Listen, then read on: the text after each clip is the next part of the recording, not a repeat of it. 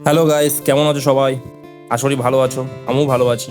আজকে খেতে চলেছি আলু উচ্ছে ভাজা দিয়ে খুব সুন্দর একটা রেসিপি। আলু উচ্ছে ভাজা এটা খুব উপকারিতা জিনিস, যেটা শরীরের স্বাস্থ্য ঠিক রাখে।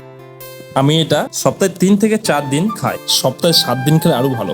একটু লবণ দিয়ে একটু শুকনো লঙ্কার ডোলে ঝাল ঝাল করে মেখে নিলাম, যাতে টেস্টটা আরো একটু চেঞ্জ হয়ে যায়। এবার সুন্দর করে মাখিয়ে মুখে চালান করে দিলাম। নেক্সট রেসিপি রুই মাছ দিয়ে, আলু দিয়ে আর কাটা কুলফি পাতা দিয়ে সুন্দর একটা ঝোল। এর আরেক নাম কুলেখাড়া। কাটা কুলফি বা কুলেখাড়া তোমরা যদি খেতে পারো, এর অনেক উপকারিতা আছে।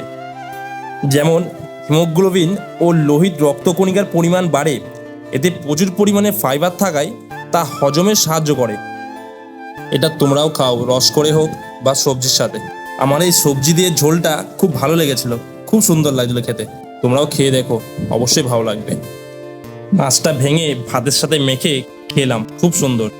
দেখে নিচ্ছিলাম কাঁটা আছে কিনা। আর রুই মাছটা আমার প্রিয় মাছ, আমি তেমন একটা ইলিশ খেতে পছন্দ করি না। সত্যি অসাধারণ ছিল, ওর জন্য আজকে খাওয়া দাওয়া বেশি হয়ে গেছে। আবার একটু ভাত নিয়ে নিলাম, আবার একটু ঝোল আর একটু কুলেখাড়া পাতা নিলাম।